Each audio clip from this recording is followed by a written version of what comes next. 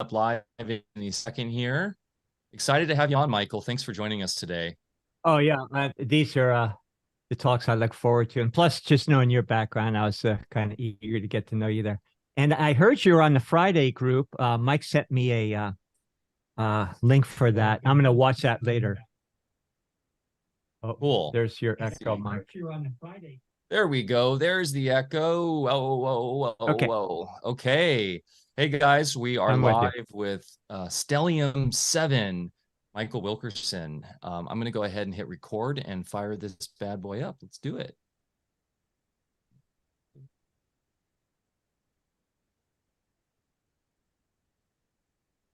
Boom, we're back for another episode of AlphaCast. I'm Mike Winter, and I'm here as always with the gregarious Dr. Bear Paul Lando, coming to you live and direct from the great state of Jefferson, where freedom still reigns supreme. A stormy, dark morning here. Fall is in full effect. Actually, really just gone right into winter. We have rain, Bear, for the foreseeable future on the horizon here. Long gone are the sunny days, but this allows us to get inside and get to work on lots of other fun projects, launching the new platform, more content, developing the other YouTube channel. Guys, if you haven't followed that yet, please go ahead and follow us on that other channel, which the show link will be in the link below in the show notes. Off-Grid Elegance. It's youtube.com/off-grid elegance. We will be posting a lot more content there. And also, Bear and I were talking about the exciting, when we launch the new platform, all the exciting new products we'll be offering to the private co-op, and filming a lot more content of Bear in his alchemy lab, which is I'm really looking forward to. And I know our audience as well, as alchemy is one of the core fundamentals behind Alpha Vedic. Transmuting all the nonsense out there, Bear, into beauty is what we do. AV Breaking Bad. Yes, Walter, over there, doing what you do best. It's really clear, good stuff we make too. Yeah, and the stuff I'll be making, well, I'm already making actually. I'm pressing a bunch of herbs, over the weekend. They've been curing for months, for a new product line. I won't give you any hints. A lot of these things are very high level, take months and months to prepare, so they will be exclusively offered to our members. So they better join if they want my good stuff. So yeah, it's we went from, I think last year we went from winter right into summer and skipped spring, and now we're going right from summer with no fall into winter. So things are pretty screwy. I do actually look forward to the off season too. I approach it like I used to approach football season. Deb and I work very hard out there. You see us, and after every day I'm kind of beat up and a little stiff and everything, because we just dig holes and do a lot of heavy lifting and farm work. And I liken that kind of like football season, where you can be in good shape going in, but you have to get in football shape. Well, farm work is the same way. So now I'm going to take the next few months to go up in my gym, specialize more in my martial arts and all this stuff, and get ready for a new season next spring. So I kind of enjoy the cycles of training and work and everything, because it's something I've been used to forever. So enough of old war stories. Mike, take it away. That's amazing. Yeah. So you hit the plow, right? The football sled, you got one of those out there in the farm. Well, now yeah, during the season, I have wheelbarrows full of rocks that I have to push up a hill to dump them over the ledge down on a different part of our property after I clear areas. So that's my football sled. That's amazing. Well, today's going to be a wonderful show and enlightening for sure. And, a lot of the madness going on in the world continually for what seems like thousands of years now probably is due to the fact that we have no idea what our true history is, how this realm works, or at least the mainstream doesn't explain us appropriately, and most is hidden, most is occulted. And today we'll be going back into that subject matter, which seems to be a theme from the last few shows, about the true nature of our history, the realm that we're in, through the scope of biogeology and all of the work that has been done on the Stellium 7 channel. today with Mike Wilkerson, who is a fellow gaucho, by the way. Go UCSB, you can study buzzed. University of California, Santa Barbara. We were both going to school at the same time, we found out, which is really cool. I'm sure we crossed paths many you went to times. Santa Barbara? Yeah.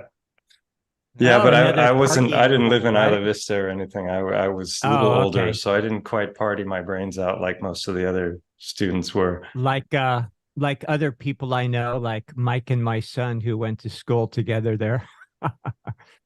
They tore up Santa Barbara pretty badly. I think I even had to make a couple little visits to the local police station to bail my kids out on occasion there. But anyway, they are mature, upstanding citizens right now. We were just holding up to your legacy, Bear. So nobody can do that. Yeah, man, really cool. And found out some tasty nuggets about Mike. He was into hang gliding back in the day. He shared a really cool video of him from Santa Barbara days, and now is training the terrorists from Gaza Strip, right? Going and hang gliding in. Yeah, my kid. Yeah, who needs parachutes when you got a hang glider? That's really cool, man. You're a man after my own heart, and you were sharing that you had even surfed Campus Point and all the spots in Santa Barbara, probably Devereaux and all those spots. Rincon, and Rincon. I never got to Halama. That was out at the point, but I never got to that one secret spot that's like private that everyone talks about. Oh, Hollister. I never got to Hollister Ranch. Yeah. Oh, Hollister. Yeah. Hollister, my kids go out there. Well, they have some invites because we know people, but they also on occasion will go in by way of a skidoo and just go around the point there. But they surf there a lot. And Halama outside of Lompoc is I love that area out there. I used to go there pretty often when I lived down there when the kids were in school. Yeah, it's an amazing part of the world.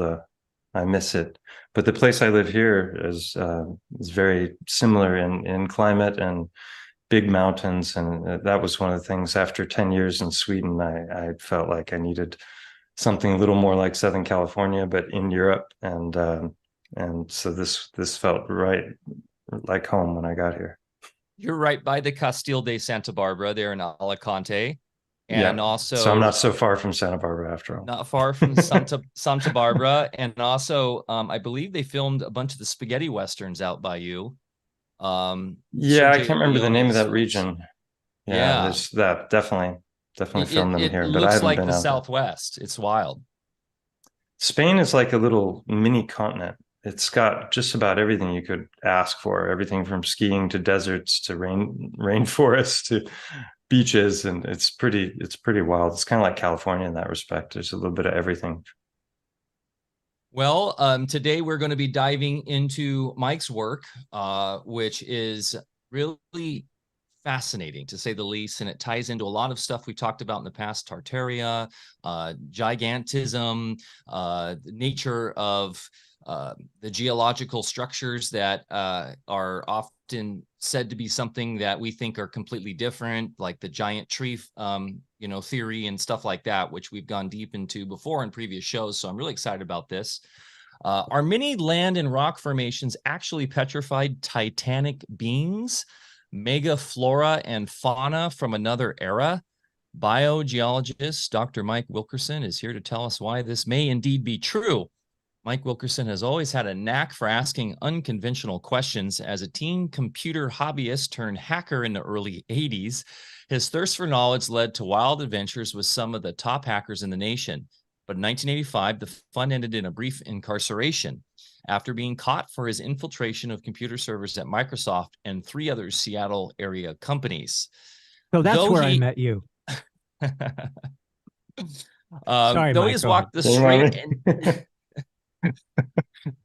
though he's walked the straight and narrow since then, Mike's propensity towards questioning the unquestionables has never waned. In the decades that followed, he morphed from a mischievous hacker to a benevolent backcracker, being a chiropractor. For over a decade now, Mike has lived and worked as a chiropractor on the Costa Blanca in Spain, where his mission is to improve the health of the world one spine and mind at a time. As a part-time independent researcher, Mike is focused primarily on alternative history, non-standard cosmologies, catastrophism, and rapid petrification. Some of his presentations are available on his Stellium 7 YouTube channel, which is fantastic. I can't recommend enough. That link right here is below the video. Take it away, Bear. Okay. Hey, Mike, this is going to be too much fun here. Thanks for being with us. And I've really wanted for a while to meet you personally. So this is a treat for me. And we're fellow chiros. So that's kind of fun. Just a quick chiro anecdote. You know, when I was in chiropractic college, I learned that there was a backroom deal between the AMA and the Chiropractic Association of America. Are you aware of that? No, but it doesn't surprise me in the least. Well, here it is. They had already incorporated the osteopathic profession. Of course, they don't want competition, so it's better to just you mean assimilated. Yeah. So osteopaths took the deal. Hey, we're, you know, part of the AMA brethren now, and, you know, we can shoot drugs and do all that kind of stuff. Of course, they forgot how to adjust and use their manual therapies that put them on the map in the first place. So they took it, but they also approached the chiro profession somewhat a few years later, and with the same deal. And the hierarchy of the chiropractic profession, which I don't know what they're like now, because a lot of the schools over here are standardized and not what they were, and they've been kind of usurped in other ways. But back then, we could have been full, you know, AMA brethren, but they didn't take the deal. In fact, they told the AMA where to stick it, and they didn't want to have anything to do with them. The AMA then launched. This is where, I don't know if you remember, but we're going back to the 20s now, right? No, actually, we're back in the 70s now. Oh, okay. The 1970s. And then the chiropractic profession just coincidentally became under severe attack from the AMA. You couldn't pick up a newspaper or magazine article or anything anywhere that didn't have something bad to say about chiropractors, because they wouldn't take the deal. Now, what followed after that was even better. And this is stuff that the public has no awareness of. You know, your local chiro could have been an MD right now, you know, if we wanted to.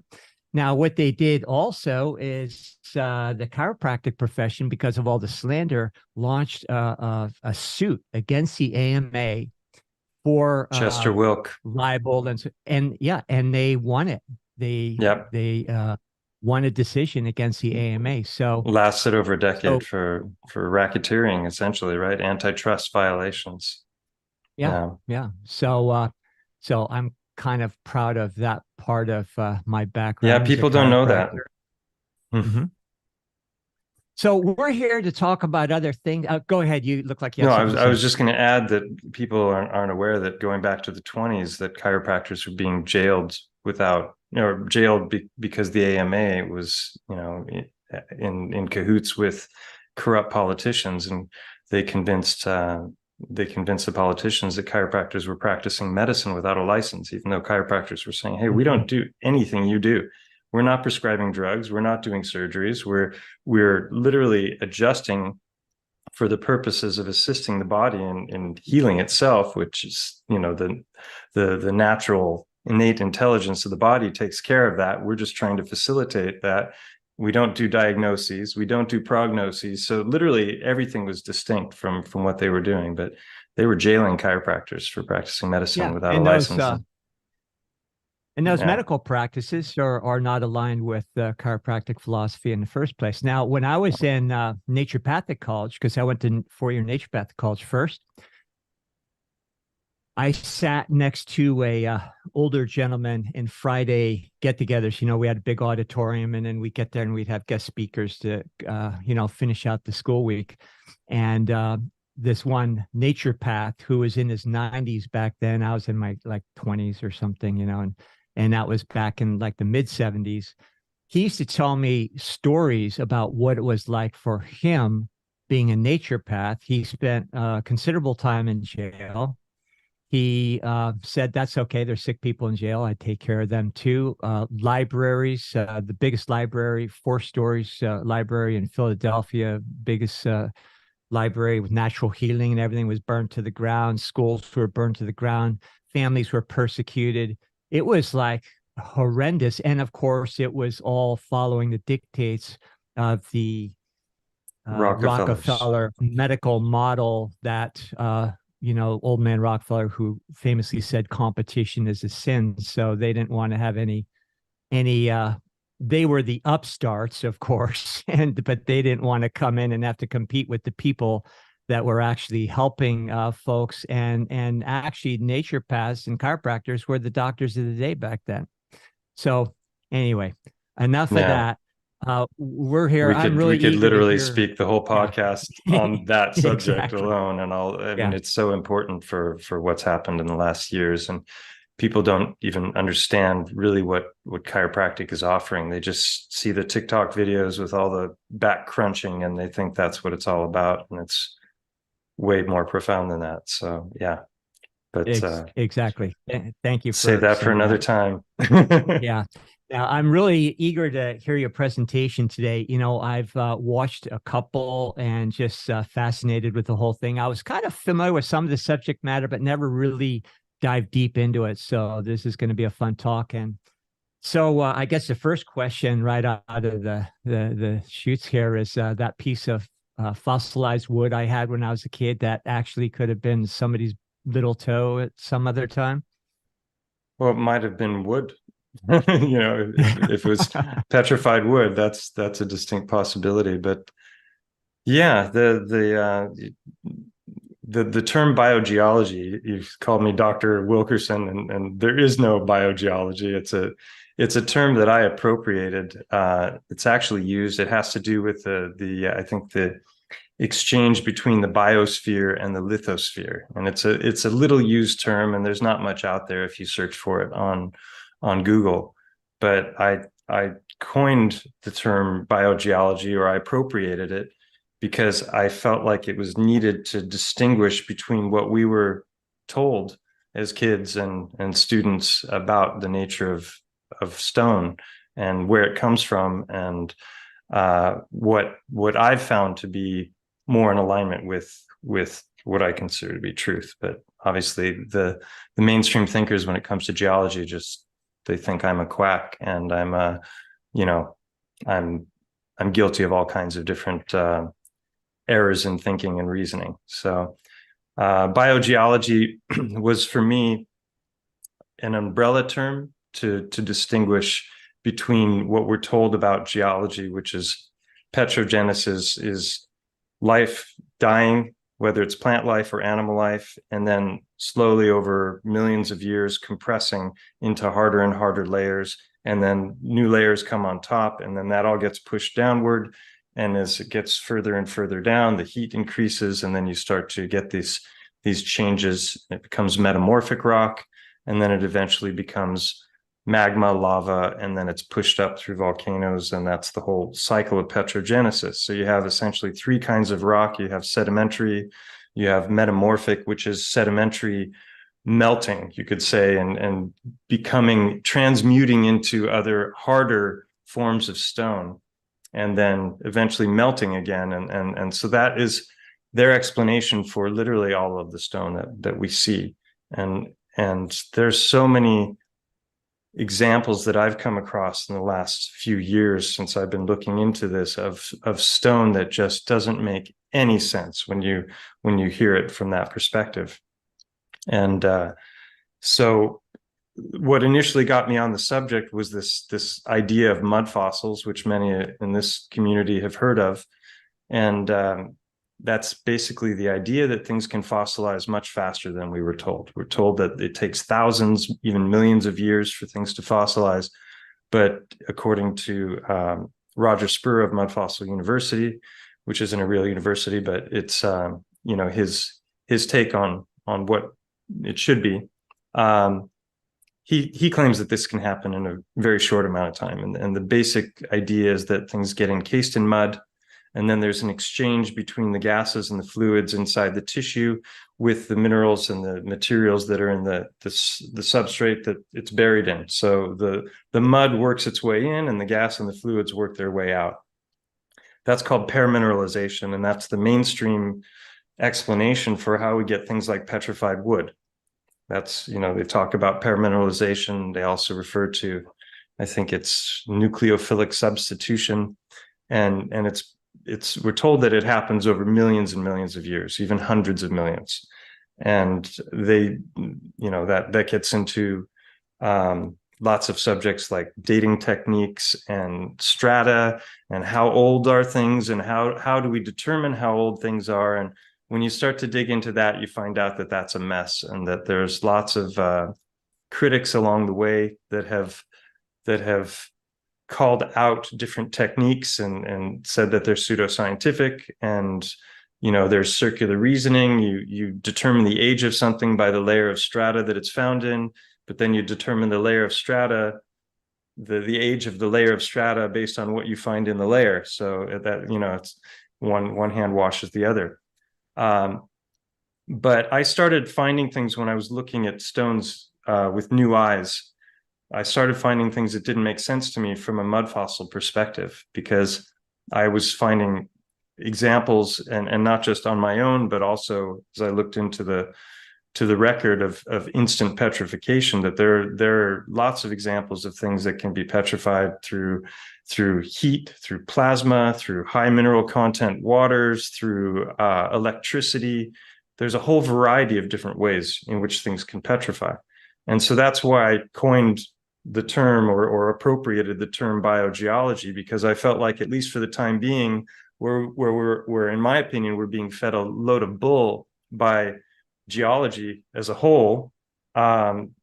This is a good replacement term for the time being to help us understand that a lot of the things that we're seeing are biological in origin, like we're told in the mainstream geological narrative, but far more directly and far more recently.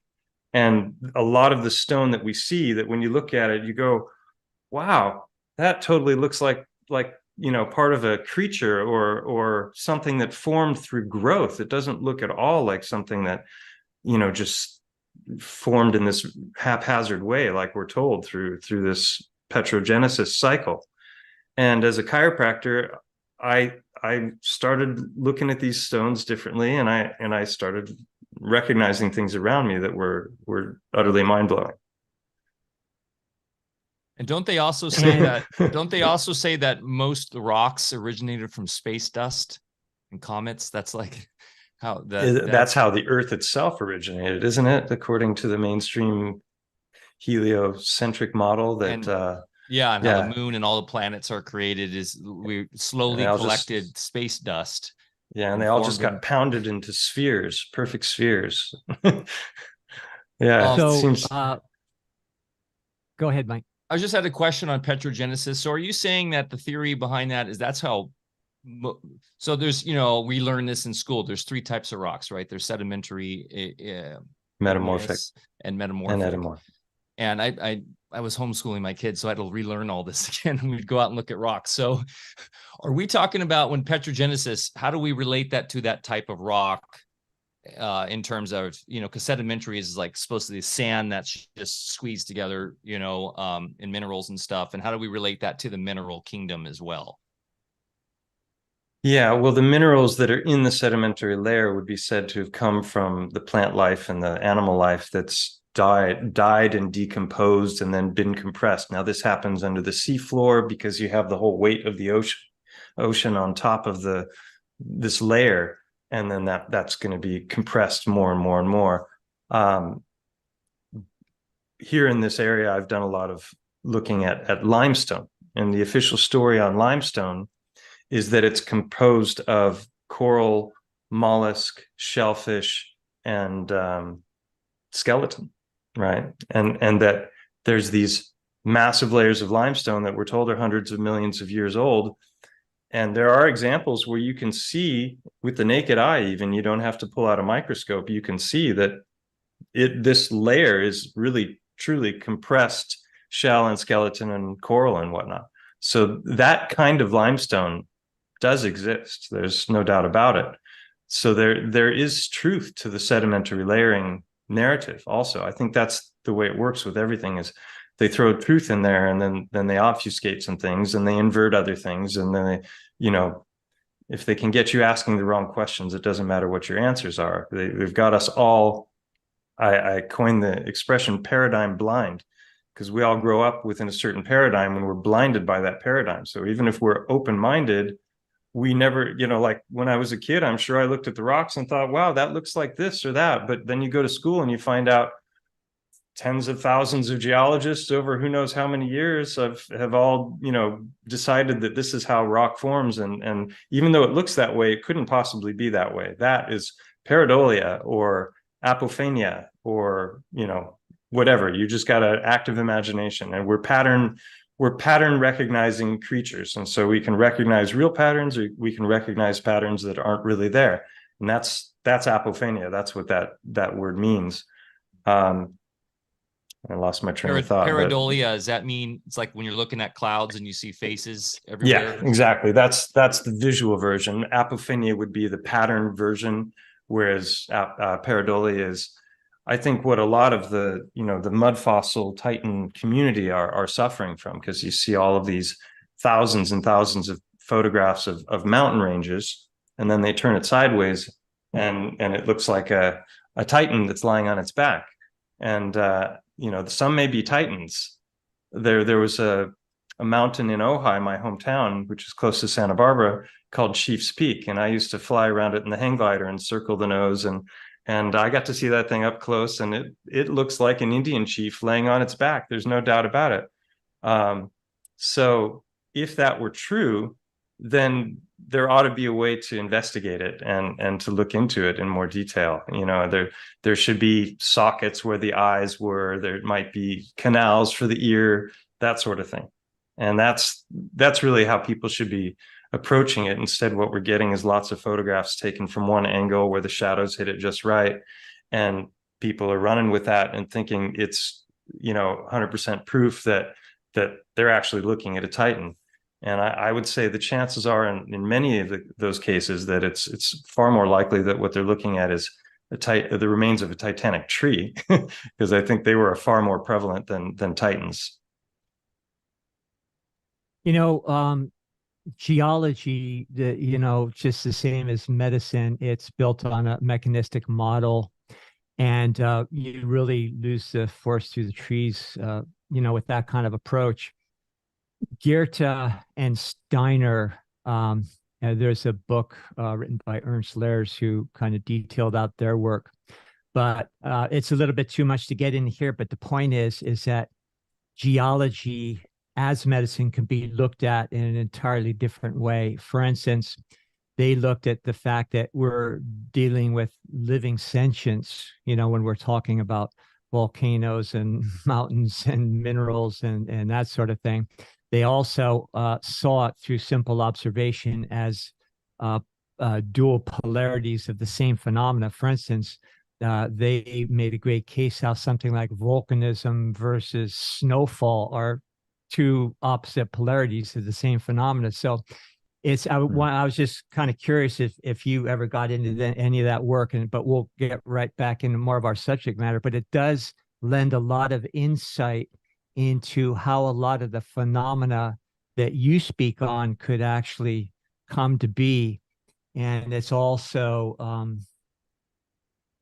I'll just leave it at there. So I've looked into Steiner. It tells us about the nature of our whole realm is what it does. And we're big on, you have to know how things work. Then that explains what the heck we're living on here in the first place and what's going on. So right. Go ahead, Mike. Yeah, I've looked into Steiner a bit. I've listened to several lectures, and I was particularly interested in what he had to say about the heart, because some of my work with Bio-Geology unexpectedly led me back into the heart and the true nature of the heart. And so I've done a number of videos on that subject, because Steiner was ahead of Francisco Torrent-Guas when it came to understanding the true nature of how the heart functions. And so this ties into things like vortex, what would you say, vortex theory? It's not theory, vortex fact. The spiral flow of everything, and ties into the work of Schauberger, and so one of the things Steiner said, and I can't even remember the first two, he said, if you really want to wake up to the true nature of our reality, there are three things you need to know. And I don't remember the first two, but the third one was that the heart is not a pump.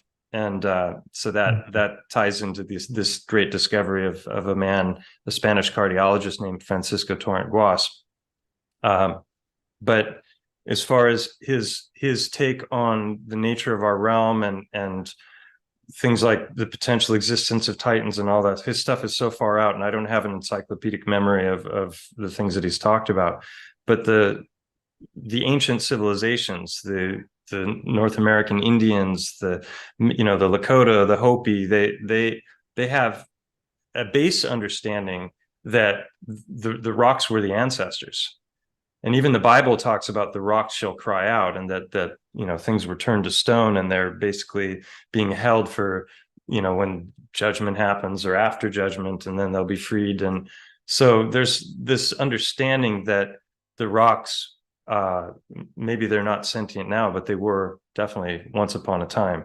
And I think that is a much safer starting base for understanding geology than what we're told about heliocentrism and all of these fantastical numbers of 16.2 billion years lifespan of the universe, and the Earth is 4.6 billion, and we know that petrified wood is 300 million years old, but it makes it's me just think a joke. Have you seen the Noah movie, the directed by Darren Aronofsky, where before the flood there were like these rock creatures walking around, and he represents those as sort of, I don't know if they're supposed to be like Nephilim or fallen angels or something, but I always found that really interesting. They had like these rock creatures that would walk around. I don't remember if I've seen that one or not, but there's an interesting music video by Pink Floyd called Mudmen from the 70s. And it's all about these people that are living on the body of a Titan, and this Titan is walking around, and it's the trippy Pink Floyd music. And then, and they're just like hanging on for dear life. And then at some point it gets tired of walking, and it lays down. It's like boom, and it's earthquakes. And then they, and then everything settles as the Titan falls asleep. And I'm just like, they're just telling us right there in plain sight, literally how it used to be. Literally rock and roll there. Literally. Speaking of Steiner, I've always been fascinated with his concept of the mystery of Golgotha, which he talks about when the Christ's blood touches onto the ground, and how that initiates the new age. And I think what's beautiful about Steiner is he's able to tie in this holistic notion of the realm and the world, and how everything's interconnected. And I think this can tie into these concepts of ley lines and BG3 with biogeometry, and why we had these large trees to begin with. They were the neural network, or the sort of biosphere, sort of how the human body has our own, biological chakra system. Yes. Meridian system. The world used to have that, and it was cut off for some reason. And this can get into the Tartaria concept of, what happened with the mud floods or whatever. But I think we're all starting to really uncover this again. And that's why this research is exciting, because it's just one more puzzle piece to fit into this overall cosmology that we're all figuring out right now. Yeah, it's super exciting time, because it really is the apocalypse. It's the unveiling, which is the real meaning of that word. The trees, I think a lot of the ancient cities are built on former trees. The stumps, appear to be a very real thing. Everyone is debating about Devil's Tower, and whether, these hexagonal columns are really from tree or not. And there's so many examples around the world that are coming out, more and more photographs all the time, as people wake up to this. They're like, oh, this spot out in some random country, and you're just like, wow. And it's so obvious that the mainstream narrative of cooling lava, which is literally where they're telling us these hexagonal columns have come from, to me, it's laughable. And I started to say the same thing about petrified wood a moment ago, which I'll come back to. But the basic story, and they can't even agree on how that took place. There's like 4 different mainstream theories on how this lava jutted upward and then cooled in such a fashion that it just magically became these perfect hexagonal columns. I'm not attached to the stumps being trees. I was never certain about it. I saw something about 7 years ago, the No Forests on Earth video that was circulating. And I thought, wow, that's really fascinating. And that was before I even got into any of my research here in Spain. But it just opened my eyes to the possibility that, megaflora, megafauna, they're accepted in the mainstream narrative. They talk about dragonflies that were 1 meter long in the fossil record, apparently. And so the megaflora, megafauna is indisputed, but the question is, how big did things get? And then they tell us that it's impossible that there could have been Titanic trees or Titanic beings because of the square cube law of gravity, that things get so big and their mass would be so great and the gravitational pull towards the center of the Earth would be so great that it would collapse under its own weight, and its bones could not possibly support that kind of weight. Well, that whole narrative goes right out the window when you find out that gravity itself is a bunch of bull and is hotly disputed, and it's still the theory of gravity, and that the electrostatic force is many orders of magnitude stronger than the supposed gravitational pull. I was just going to say, you look at a bumblebee, they defy gravity every day. Yeah. There's so many examples that, and this, just the electrostatic force, and it's fantastic, what is being discovered. So the gravity and space dust coming together and pounding into perfect spheres and staying in these orbits that never seem to degrade. And, it's just like, there's so much that you just have to buy, you just have to swallow it and accept it. But because we were blinded by our paradigm, we never thought to question the fundamentals. We figured people were always discovering little new things along the way, and there were these major discoveries. But the biggest discovery that we grew up believing in was the theory of relativity from Einstein, which literally warped our whole perception of everything, and everything became relative, And so I think there's a lot more that's concrete that we can look at and we could examine and we can point to. And I started to talk about limestone before, because the limestone here in this area is like these massive blocks with these Swiss cheese holes going through it, right? And there's no sign whatsoever of any shells or mollusks or skeletons in these stones.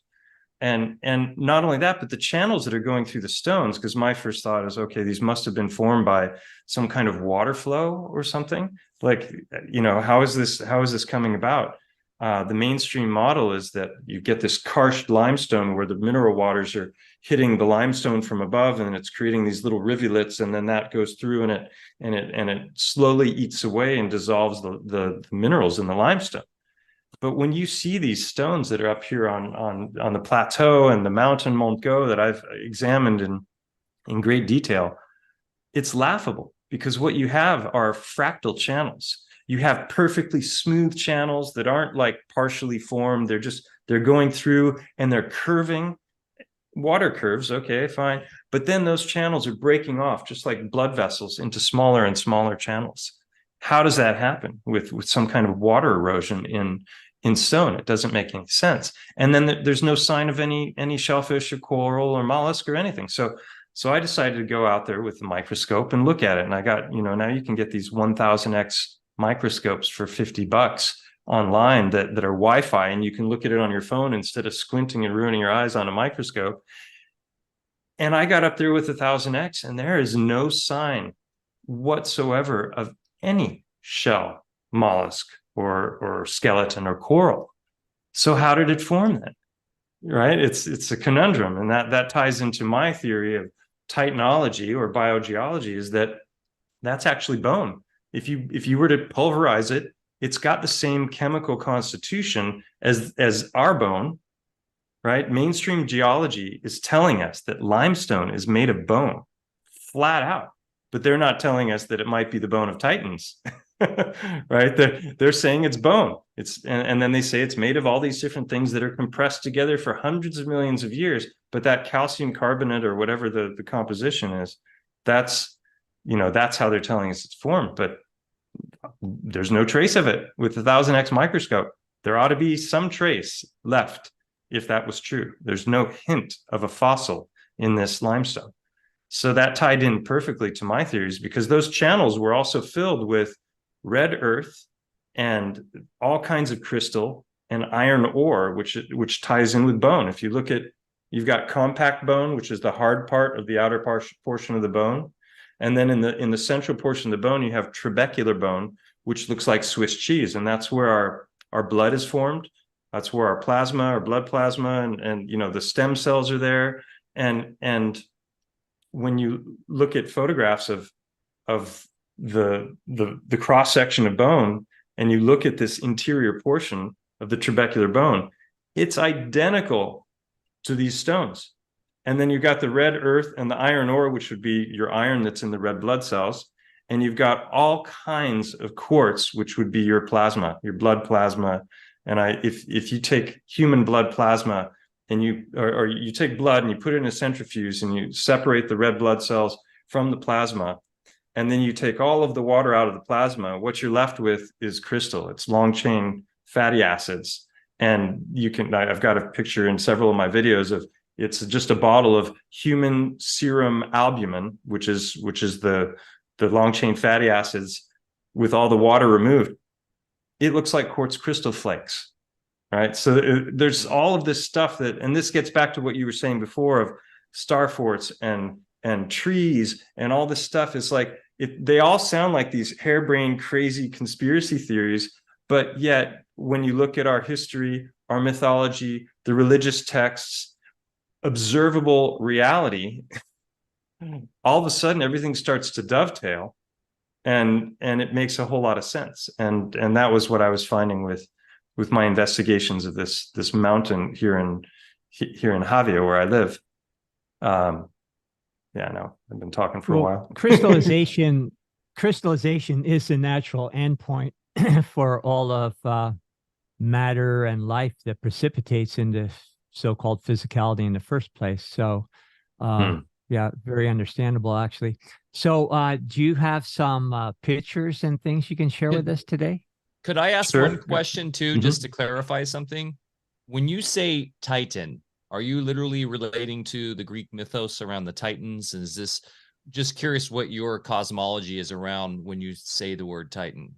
Yeah, I'm not attached to a cosmology, but the idea that there were these Titanic beings that, I mean, we have so many stories, we have parables, we have Paul Bunyan, we have the battle between the Leviathan and the Behemoth, which is in Greek mythology. You have Perseus holding up the head of Medusa, which I think is just a representation of plasma storm, because plasma petrification is just a fact. And I'll touch on that in a little bit.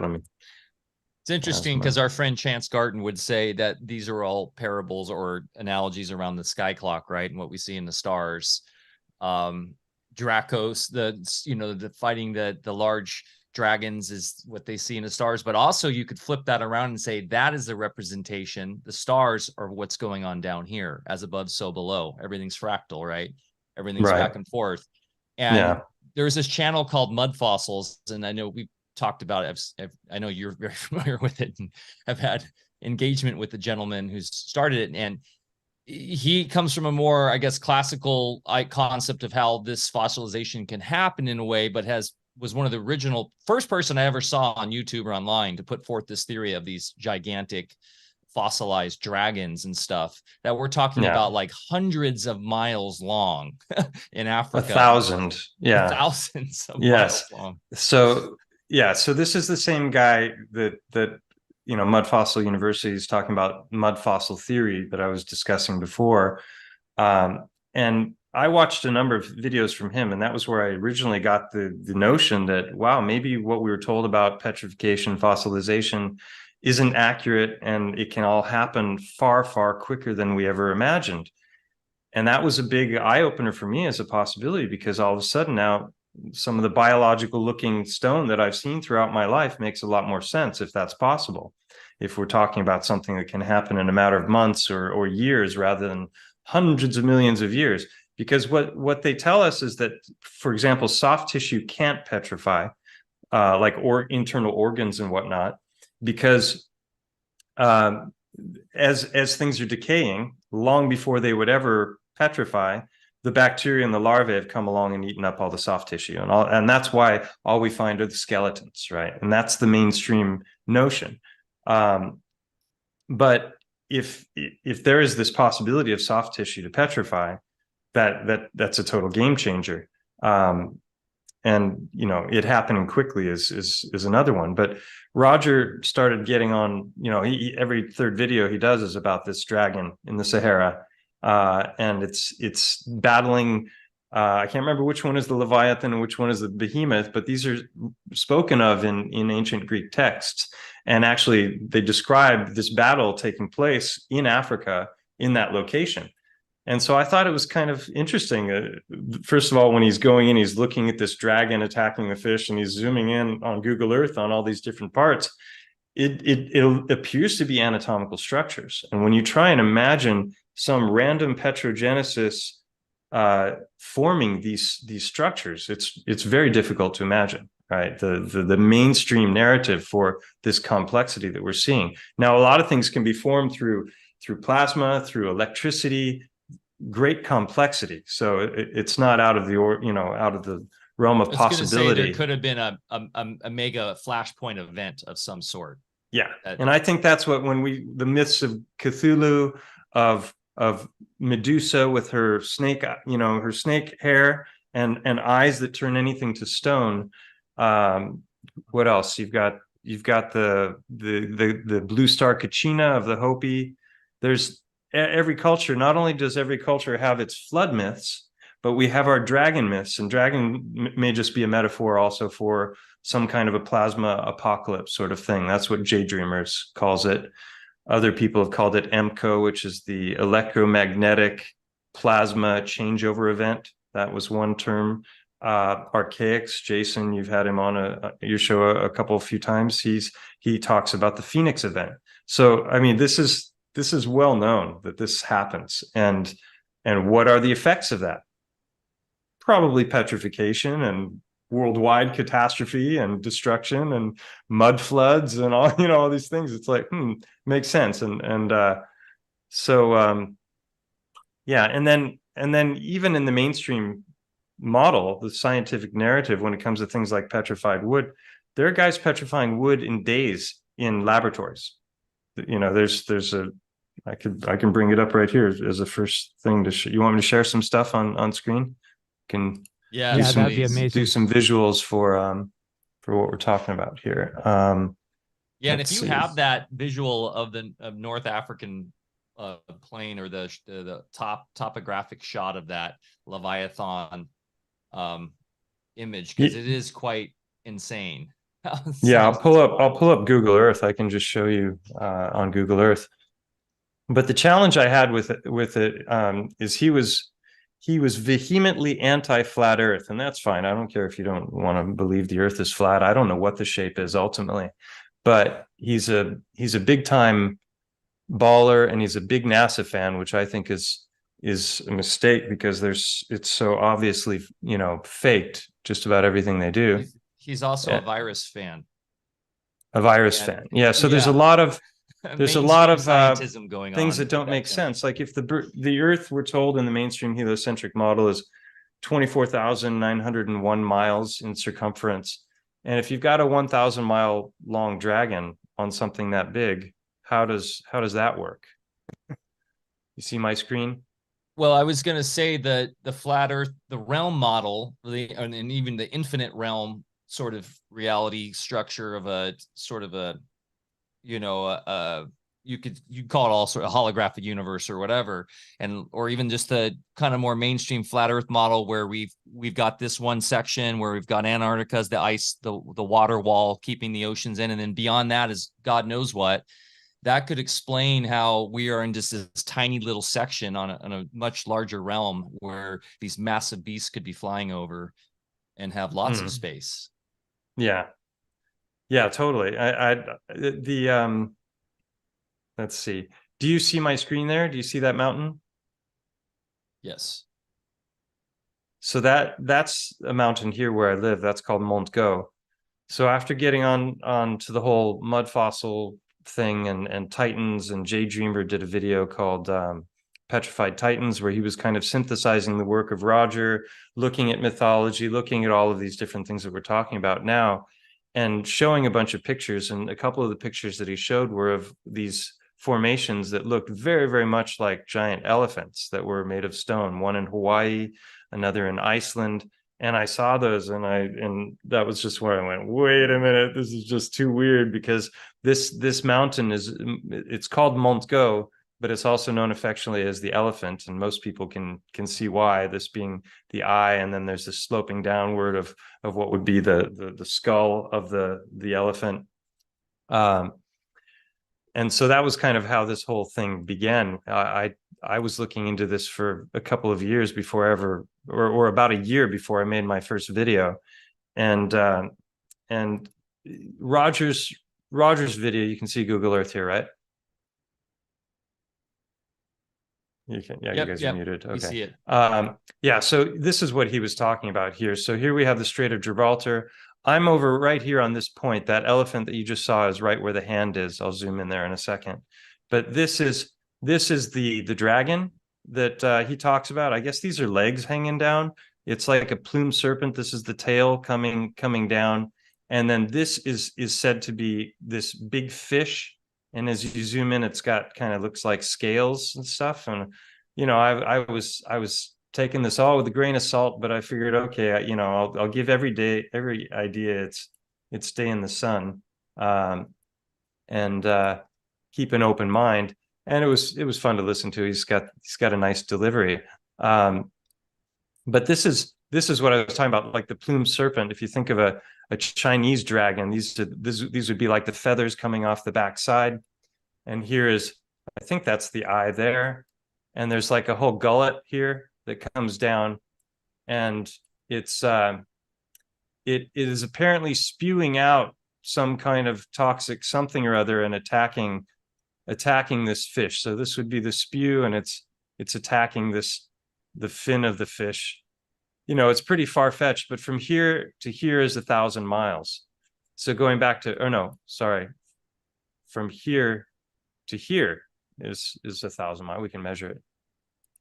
Sorry, that's if you can hear that sound, that's a awning that's being drawn in from a restaurant below. Yeah, so roughly 1,000 miles from end to end on this potential dragon. And so, and again, you know, the mythology talks about this battle between these great beings happening here.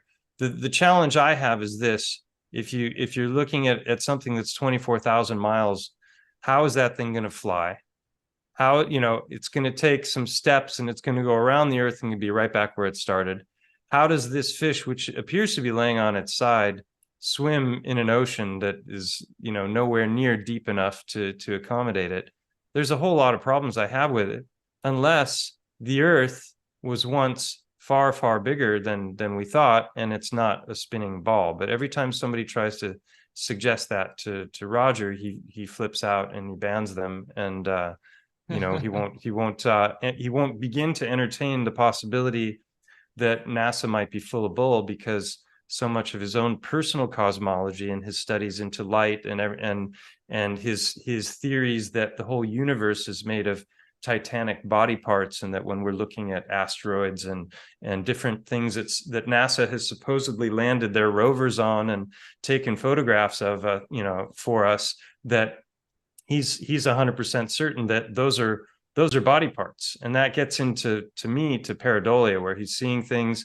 He knows what something looks like from a from an anatomical or histological perspective, and you know, is kind of going off the deep end and just believing whatever he's seeing from NASA. So yeah, anyway, this is where I'm at here. This is so I decided to just look into this initially one afternoon after watching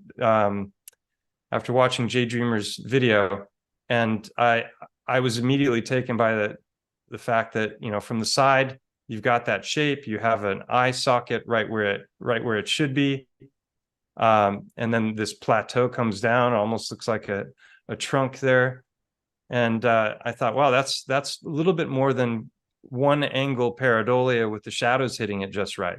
So I got on Google Earth and I started looking at it, and I noticed that right where the head would meet the back, that there's a curved cutout here, there's another one there, and then it almost looks like a spine, and you can see the faint hint from both sides of what looks like a rib cage. So now we're getting into like advanced pareidolia, right? Because what is that? Half a dozen different things that I've mentioned. And then right here between where the legs would be, there's a deep split. There's a canyon right there. So already from the beginning, I was like, this is just too weird, because after a couple of hours on Google Earth, I had 10 different anatomical features on the macro level. And then as I later got into it, I wondered, well, if the eye is so well preserved, notice how the eye is closed here. Didn't used to be that way. If you get in really close, you got to get in really close now. Wow, it's not opening at all. That's hilarious. It's never done this before. So you're saying the Google Earth isn't rendering it? There it goes. Super slow. That used to be fast. I could go out, in and out. There we go. So it didn't used to look like this. In my first 3 videos I did a series called Unveiling a Titan. In my first 3 videos on the subject, this blurriness along the side of the mountain wasn't there. The first video I made was just an overview. Anyone who wants to watch that series can just skip the first one, because you've already gotten an overview. Go straight into the second one, which is all about the eye socket. Third one is about the ear. Fourth one is about the histology of the mountain, which we've touched on a little bit, which is the limestone and all the on-site investigation that I've done, and how that matches perfectly with what you would expect to find of a creature that's roughly 3 miles long, that when you're looking at the remains of its bones. But the geologists who examine this mountain, they say that this portion of the mountain has collapsed. So if you're wondering where the other eye is, it's under all of this rubble. So the eye and the ear, this whole section, and you can see it more clearly from above, that it almost looks like this once continued around. So what kind of rock is this? It's all limestone. Oh, wow. Yeah, and it's like, I can show you some of these photographs here. Let's see. It's interesting where we are. We have a lot of it's all serpentine, and they call it serpentine, and it literally looks reptilian, you know, like reptile scales. It has my mind kind of thinking now about the nature of this rock here, which is everywhere and makes our river so beautiful. It's a metamorphic rock, so it's been through some deep heat coming back up. It doesn't mean it originally didn't start as some sort of who God knows what, some huge dragon reptilian scales or something. Yeah, it's fun to ponder these things. I think too many people are too quick to jump to certainty. I've in the years that I've been looking at this mountain and investigating it, I've cataloged upwards over 50 anatomical correlations, anatomical and histological. So you've got these macro correlations, but then like just in the eye socket alone, because this is the thing, I didn't want to just jump off the deep end with loony ideas, but here's a better actual picture of the come on up there. That's where you want to be. So you can see that it's very unusual shape, right? If you look at an elephant skull, it matches perfectly this bump, this protrusion here, this inner cave. Try and imagine this forming through some kind of sedimentary layering, and then the mainstream story is that it's been pushed up through tectonic activity, and then that's how this mountain came into existence. And it's kind of strange when you think about it from above, or look at it from the side. It's sitting all by itself here, so it just like pushed up, and it's this is a for a lot of people, this is a real far-fetched idea, and I understand that. And so what I did is I came back after that first evening, because I'd been up at this eye a bunch of times at the where is it? I'd hiked up to here probably 6-7 times beforehand, and I was always marveling at how unusual the structures were up here, and wondered how could these have possibly formed. And that was long before I got on this subject. But when I was looking on Google Earth, I was immediately taken by this point here, which is a cave that goes from this eye cave through here. And if you look on Google Earth, you can see that this is in vertebrates, we have what's known as the infraorbital foramen. In humans, it's right below the middle of the eye, but in elephants, it's close to the nose. And if you tip upward like that, which is how the mountain appears to be laying, then you would have that in front. I wasn't prepared to go into a full presentation. I apologize, but oh no, that's okay. I think this type of information, having the visuals, is super important. But Mike, it would be great if you go a little bit more into detail on your process, because as you were saying before, a lot of these, YouTube channels that are just sort of trying to find the giant trees and the fossils and stuff kind of suffer from pareidolia, where you are trying to go the next step in terms of having a more quote unquote scientific process to further the hypothesis here. Yeah, well, that was exactly what I did, because after 10 years of university, I wasn't interested in, making myself look like a fool by championing an idea that was about as far-fetched as you can imagine. I mean, David Weiss, after seeing my videos, he was like, this is more unsettling or more disturbing than flat Earth when you start to get into it. And he's right about that, because all of a sudden now it's not looking off at the horizon and realizing that the boat is not going over the horizon. It's actually disappearing into the, the angular resolution is too small for us to recognize. This is every rock all around you. And he's like, I hate you. Now I can't even trust a rock, after we watch these videos. So what I did is I got out my anatomy books, because in general, skulls have more or less the same morphology. So we have something like, 26 bones, Bear? I can't remember exactly how many in the human Something skull. like that. Yeah, and they, even though skulls vary dramatically, the shape of them here, I'll just pull up a couple. I mean, they vary dramatically when it comes to species.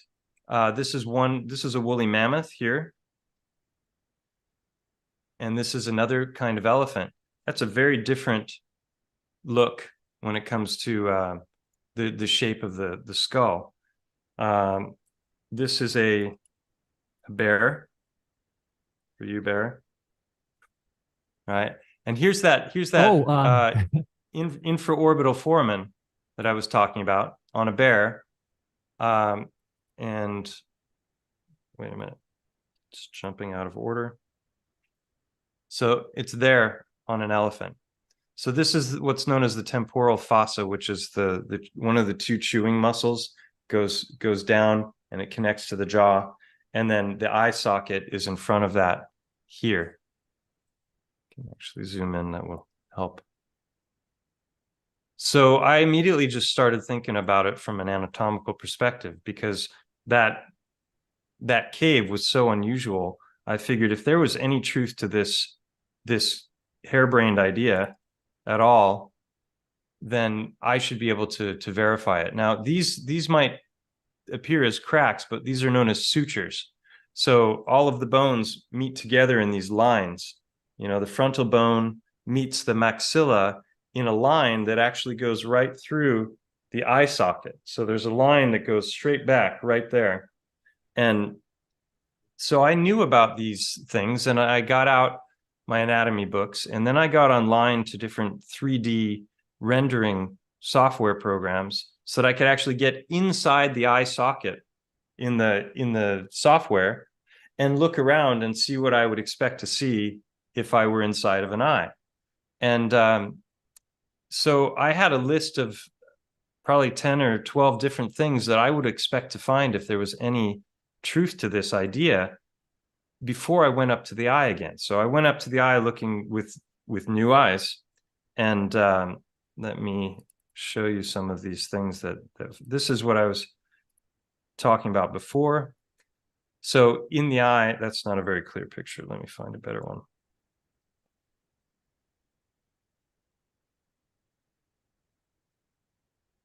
Yeah, so this will give a better idea. This is obviously human, but these fissures here, this big one here is where the optic nerve goes. Then these fissures lead back down into the sinuses, which are behind and below.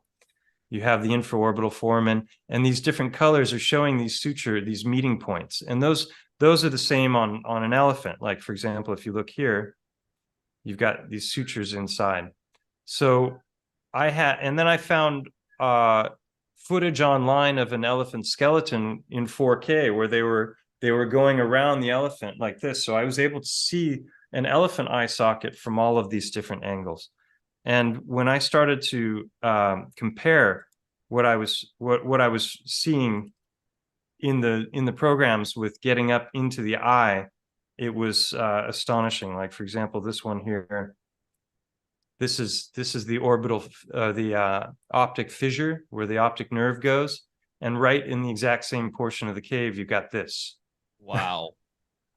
That was quite a coincidence, right? And then if you look at this skeleton here, the eye would be here, and then this line here that does this little jogging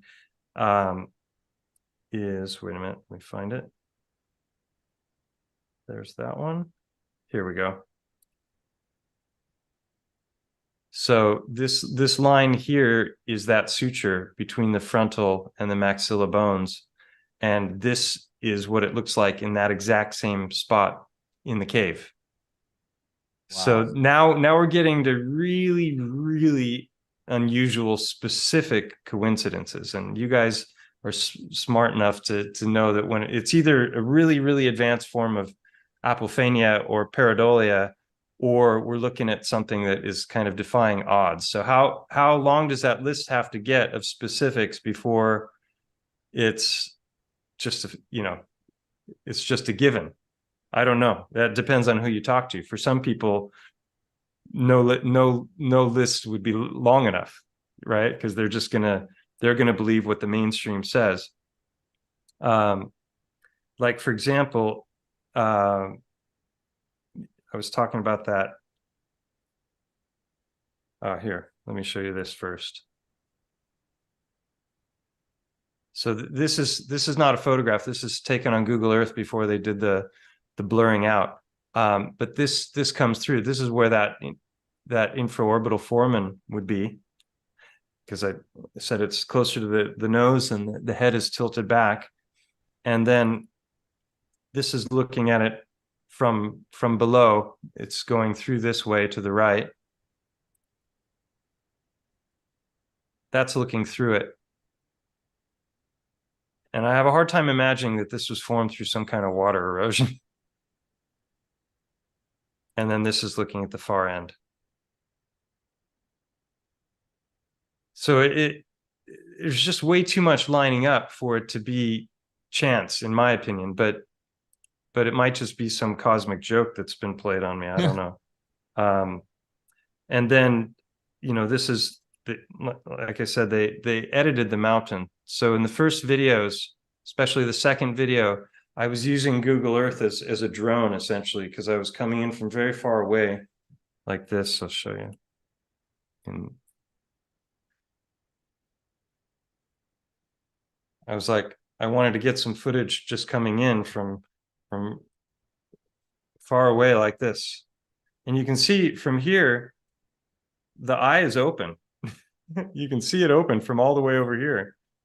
Until you get in close to it, there, it starts to close there. You see that?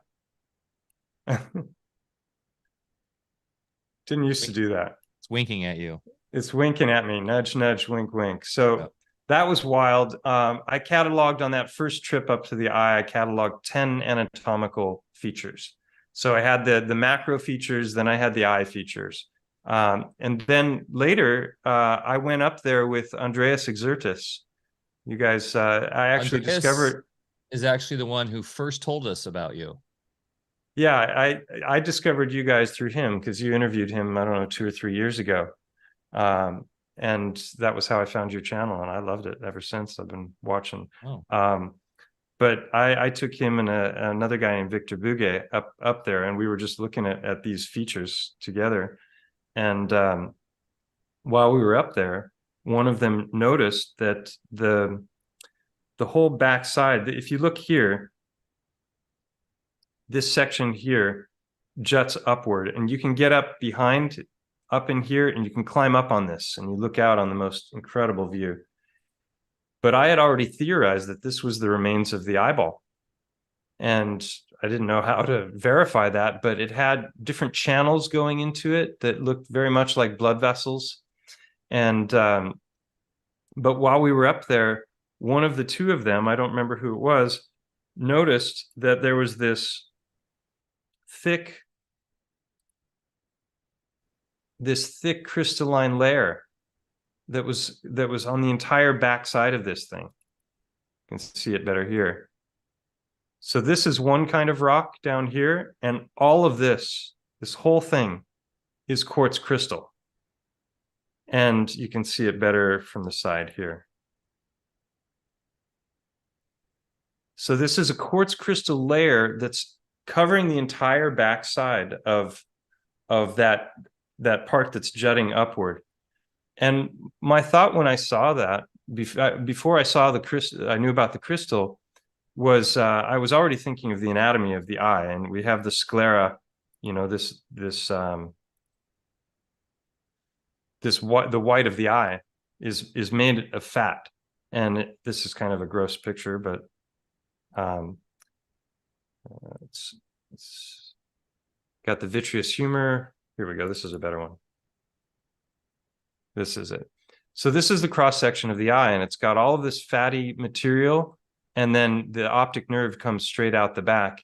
And I had already theorized from other videos that I'd done and looking at, in general, that all things fat petrified to quartz of varying types.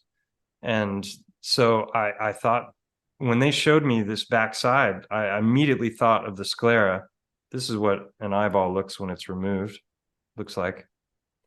And so that part that's sticking up, the whole backside is covered with quartz. So that was just another thing that was fitting in with the theories.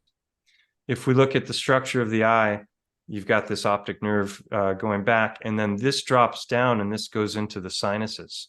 This is obviously human, but it's the same idea with the elephant.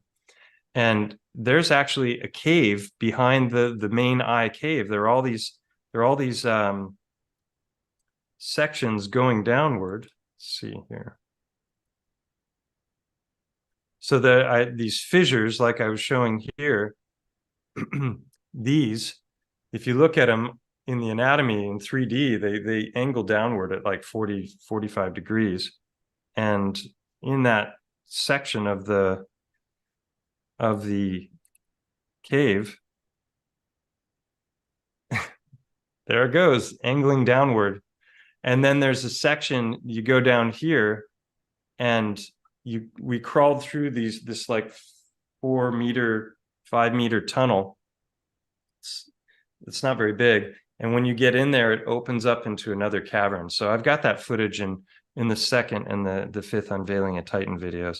This is what the entrance looks like. It's kind of creepy. I'm not big on spelunking, but have you guys seen anything from the Action Adventure Twins yet? I haven't. These guys are going. They've got a big channel. It's got like 600,000 subs, and they're going into the craziest places you've ever seen, and they're spelunking down like thousands of feet in some cases. So they'll go down. The rope is only long enough for 500 feet, but they're able to hit the ground, and then they start going through these channels, and then there's another drop off that goes down even further. It's absolutely nuts. But the amazing thing about what they're showing with their footage is it looks exactly like the inside of what you would expect a giant tree to look like. Exactly. So I've got a bunch of footage of that. So yeah, and then I started theorizing that if there's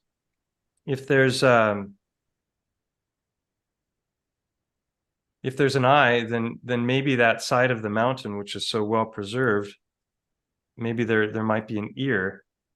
And then I was looking at Google Earth, and I noticed that there's this quarter moon discoloration. And if you notice where all the limestone is removed, if you think about the compact bone and the trabecular bone, everywhere that the outer layer of the stone is gone and is broken off, it's red on the inside. And when you get up close, there's all these channels going into it, and then you find the reddish earth and the crystal, and it's all there. But what I didn't know is that there's a cave right there. And I found that out in just the most bizarre way, which was man, that looks like an elephant to me now. It's like, check this out, wild, right here. There's that. Oh, let me get away a little further. See how it curves around there? That's right where the head would meet the shoulder, and then it does the same thing on that side. This is such a trip, Mike. I want to keep moving on. Yeah, I mean, you got to see the series. I go in depth, and I don't make any claims without just showing the evidence, and you can decide for yourself whether or not there's anything to it. But yeah, can we? There's something to it. It's pretty uncanny. Yeah, just amazing. So Mike, you're gonna. I was just gonna ask if we could touch on the heart's phenomenon, because that was the first thing that I really remember about from your channel, was you're finding all of these look like petrified large hearts everywhere. And I'm not saying like just a basic heart shape like you would get on a Valentine's Day card. I'm talking a literal heart organ. Yeah. I just want to show you this real quick, and then I'll get onto that. This is just the coincidence list on the mountain, and then that's part 2. And then the last is that I think it's censorship, because it's pretty odd that just those specific portions of the mountain that I had made videos about were blurred out. But who knows? Maybe it's just some weird rendering glitch. Yeah. So what you're talking about is after I got into this whole thing, I figured, okay, I don't know anything about anything when it comes to geology. I'm just going to look at what's around me and see if I can make sense of things. And at one point I asked for some confirmation. Give me an undeniable, I was still calling them mud fossils at that point, something that is just obvious what it is. And a few days later, I found this stone, and I picked it up in a river bottom, and I started looking at it, and I was like, wait a minute, this looks like a giant heart. It's about 4 times the size of my fist in length. So our hearts are about the size of our fist. So imagine something 4 times the size of a human, or even a little bigger. Could be a cow, or an elephant, or a giraffe, or something like that. But I noticed that the whole outer portion of the stone was covered in white. This is a gruesome picture. I'll just warn people right here in advance. But the heart sits inside the chest cavity, and it's surrounded in a fatty layer that's called the pericardium. and the pericardium is the toughest of the fatty layers that surrounds the organs. All of the organs have them. We have fascia that goes all throughout our body. Every muscle is covered in fascia, and then every smaller part of every smaller part of every smaller part. It's totally fractal in nature. And the organs themselves are covered in these thick fatty layers, and the heart has the thickest of them. And so when I was looking at this stone, I noticed that everywhere that it was worn away, it was dark red underneath. And if you put this under water, it starts to look like it's bloody. And this is the backside. And I realized that, wow, this is exactly where the aorta and the vena cava would be. And there were chambers inside the thing. And then going back to this other one here, this is like what they call the coronary sulcus. And if you look here again at this one I showed before, the coronary artery goes along this, and then there's this big fatty portion that a lot of hearts have. And that was exactly what I was seeing there. And so I thought, I've got to bring this thing back. And I brought it back, and I started looking at the anatomy books, and that led to a whole other giant rabbit hole, because after cataloging what I had found on this rock, and I bought an endoscopic camera so I could go in and look at the chambers from the inside. And the inside of the heart's chambers, it's not smooth like you would expect it to be, where, you know, it's something that the blood can smoothly flow through it. It has what's known as trabecula carne. There's that word trabecula again, trabecular bone, trabecula, and it's this bumpy surface. And inside the heart itself, I mean the stone itself, I could see that it had this bumpy surface. It didn't look like something that was formed through any kind of water erosion. And I looked at these bumps that were sticking up, and I'm like, is that the remains of the papillary muscles, where you've got these muscles that are contracting in order to open the valves?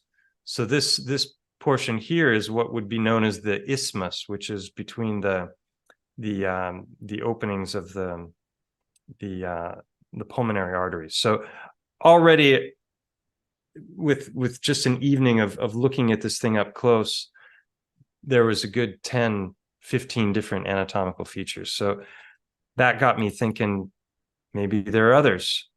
And I started to recognize that there was this reoccurring pattern in the stones. Wow, I got a major storm happening here. I can show it here. Let me just stop sharing, because then I can show it with a bigger screen. So I started to notice that a lot of the stones have this harp shape where it tapers in on the sides. The bottom oftentimes will have a twist to it. The top will have either openings or indentations or creases. So if the aorta has pinched off, or the vena cava have pinched off, you would get a crease. If it remained open, you would have an opening there when the petrification occurred. But you have this reoccurring shape that happens over and over again, that just doesn't make any sense from what we're told about how this would form. This particular one has a fleshy color. If you put it underwater, it turns red. Again, you've got these creases, indentations here. And then both the front and the back have what are known as sulcus lines. So this gets into the work of Francisco Torrent Guasp, right? Where you've got this guy discovered that the heart is essentially a rope that unravels. And I didn't know anything about this until I started making videos on these heart stones. I can show you these all day long. I've got them in all sizes, from tiny, and then the bottom, that twist. See the twist on both sides? Both of those have that. So that's like a propeller twist, right? The spiral contraction of the heart, because it's vortexual, but also, so not only is there a vortexual flow to the blood through the heart, got these opposite rotating vortexes, but you have also a spiral contraction to the heart. And so if there's any truth to what I'm showing here, here's another one. Again, you've got sulcus lines. You've got this twisting at the bottom. I mean, these are very, very specific features. If I gave you a list of a bunch of random features and told you to go out and find a rock that had these features, it might take you a long time to find one. But I can go out and find these over and over again. I've done it live in videos where they're all different sizes. You get this knife edge. Have you tried smashing in the open to see if you can see the heart valves? And yeah, and I've got a video called "Broken Hearts Tell Tales," where I did exactly that in the river bottom. I've got another video called "Slicing Heartstones," where I got a what do you call those, grinders? And my friend Alex sliced through them, and then I polished them up. And some of them you could see, like one of them in particular, I can go grab it in a minute. You can see a quartz is running right through, right where the blade went, and you can see it on both sides. So it totally looks like one of the blood vessels in the heart, because again, you've got a blood vessel which is it's the blood is flowing through a fatty tube, so it's going to petrify to quartz in my theories. So that one is called Slicing Heartstones. Then here's another tiny one that's it's that same pattern over and over again. So what we're told, the mainstream model, what they tell us about these stones is that they're polycalcitic conglomerate cobbles. I'll just break down the word for you. Poly means many.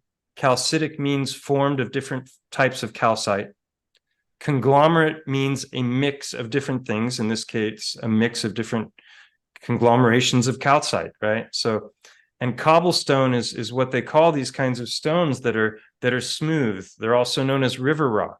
So they're telling us that the reason these look this way is they started as clay, and that clay was in a clump. And that clump then was surrounded by other stuff. And in that sedimentary layering process, compression over long periods of time, that clay hardened to a stone. And they're not quite metamorphic stone in the hardness scale, but they're on their way to being metamorphic. That's the official story. So then how does this come out all smooth like this?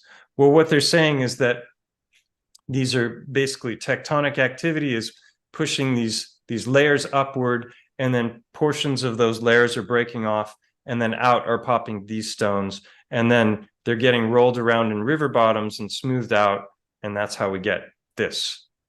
And I reject the notion, because there's so much specificity to these, and it's so repeatable, and it's so scalable, that there's some other phenomenon going on here. And it's really ironic that it's matching heart anatomy so incredibly specifically.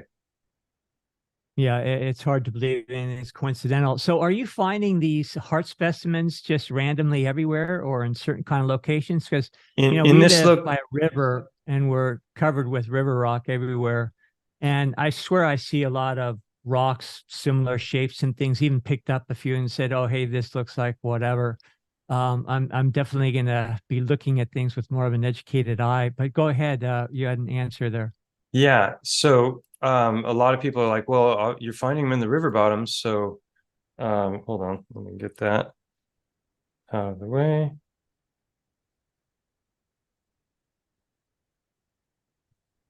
Get off the screen. It's going to show you. Actually, real quick, I just want to play one minute thing. Since we were talking about Guasp's work, I made a 1 minute video that really beautifully summarizes his monumental discovery.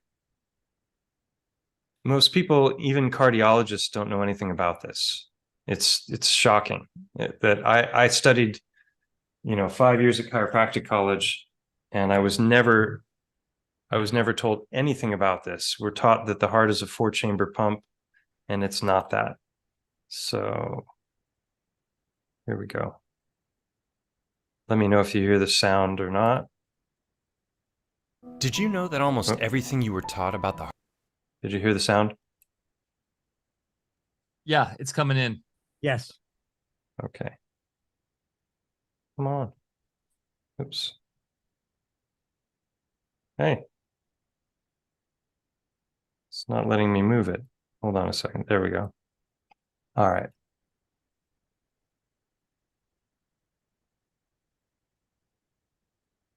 Did you know that almost everything you were taught about the heart is wrong? Most everyone today, even doctors, still believe the heart to be a 4-chamber pump that pushes blood through a mind-boggling 60,000 miles of narrowing blood vessels to fuel our 40 trillion cells, then filling again as if by magic on relaxation. Well, that theory was thoroughly debunked by the Spanish cardiologist Francisco Torrent Guasp back in 1972. After dissecting thousands of hearts, Guasp finally discovered the heart's true structure. The heart's far more amazing than we ever knew. It's like a rope, a long tube wrapped into a knot. Instead of being pushed, the blood is pulled through the heart in 2 spiraling vortexes. This has been proven with CAT scans, functional MRI, and positronic emission. Look at the spiraling contraction. It changes everything we know about the heart and circulation. If you'd like to know more, check out these videos. So that's what I was talking about before, the heart. So what they did is they blew up a cow heart with a gas, and then they did CAT scans, which were X-rays, and they're showing Positronic emission. Look at the spiraling contraction. It changes everything we know about the heart and circulation. See how if you'd it like to know spirals? more, check out these videos. And then above, this is called positronic emission, and it's showing the exact same thing. This is the blood flow. So both the heart fibers and the muscular contraction are showing the same kind of movement. And then this was really one mind-blowing for me, because when he rolls this back up, first of all, seeing this helped me to discover that a lot of these stones had a twist at the bottom, which I had missed. I didn't even see that. And I had also missed that a lot of the lines that were in these rocks were in the right place. See these lines here. There's one on the front, and then these 2 on the back where the folds are coming back together. So I went back to my collection and started to look at them more carefully, and that was when I started to realize that the sulcus lines were there where they should be. You had the blood vessels, you had that spiraling, and it was very repeatable. So going back to the river bottom thing, they're not just in river bottoms. We have major mud flow here where massive amounts of these cobblestones are encased in mud, and they're there as well. I find them where you don't find them, ironically, is anywhere on the mountain, because the mountain is this limestone that's a completely different kind of stone. It doesn't turn into these, and I've shown that in videos where you get all of these fragmented, broken things that are going down the hill, which are just pieces of this larger limestone. And you can follow that all the way down. It doesn't slowly erode and smooth out on its way from the top of the mountain to the bottom of the mountain. Not happening. So it's a completely different kind of stone that's in the river bottoms and is in the mud. So it's just, one thing after another that lines up, that suggests there might be something to this story.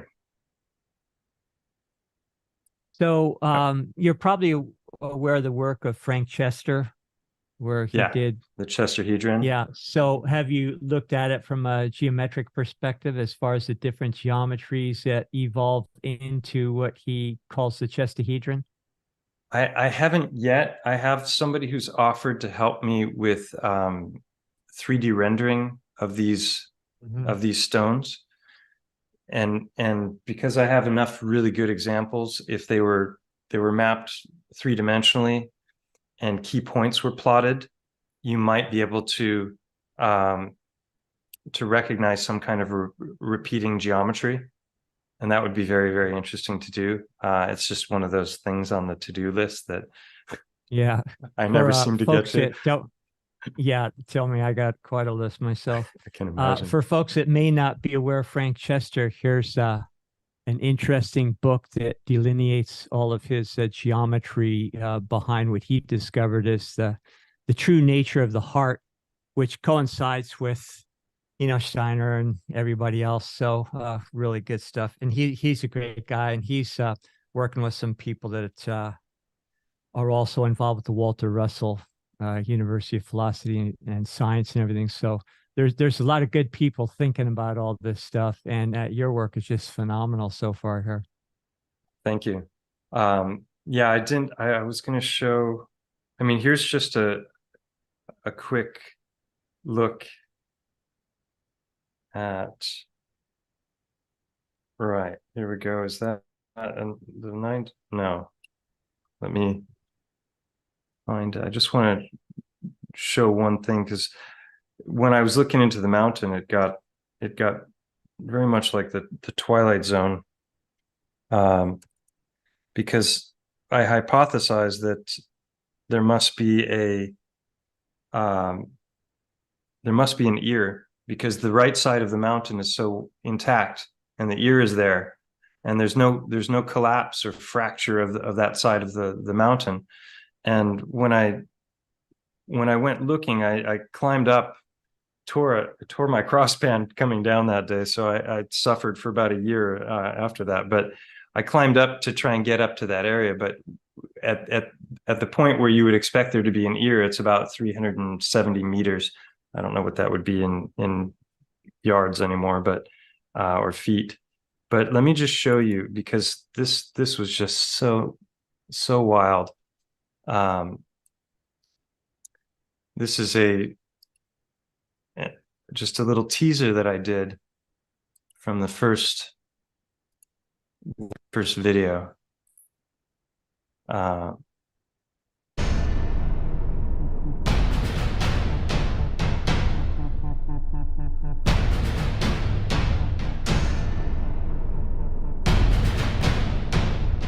This is everything that we've already gone through here. I tried to summarize the first year of research in 90 seconds visually. That's going back into the channel that was right where the sinuses would be. This is where it gets weird. So right in here, you'll see, I'll just let it run.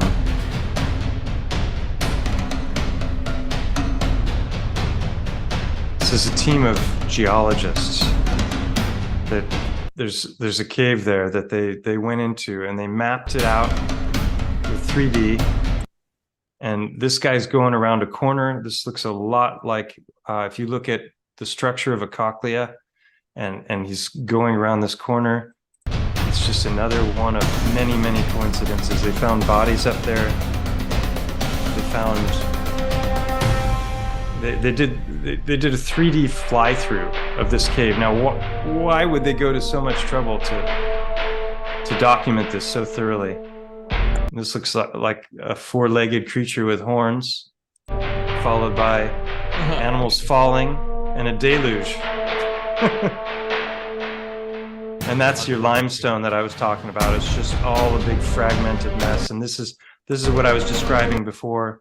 Like you can see here, this chunk down here has broken off, and it's exposed channels. And inside those channels are this red earth that's literally flowing out of those channels.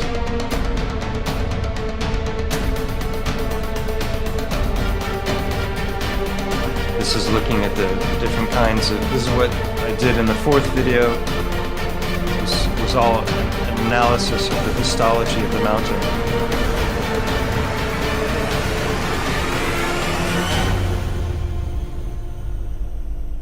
Boom. You live right under that mountain? Yeah. That's so cool, man. It makes me think all the time how, with this perspective coming out of this, how exciting it is to go outside again. It's always exciting to go outside, but there's just a whole nother facet now as we're looking at the. Yeah, I've had many people thank me for helping them to see the world with different eyes. And one guy once said this is more powerful than psychedelic drugs. He said, because it doesn't wear off. Well, which it makes me think, Mike, Yeah. the power of crowdsourcing the truth and how people in this community, you can start going and doing your own investigations. If you're fortunate enough to live by a cool mountain or some large structure like that, to be able to go up and hike into it, bring your kids, great homeschool project. Be safe, of course, and have fun with this, because I think we're obviously just at the beginning of uncovering a lot of this wonderful information here. Incredible, Mike. So cool. If you'd like, for the last year, here's another one. Can you see that video that's playing? Yes. So you can see right at the top where the blood. I could show you. I could go just for the next hour, just showing you stone after stone that's following that same pattern.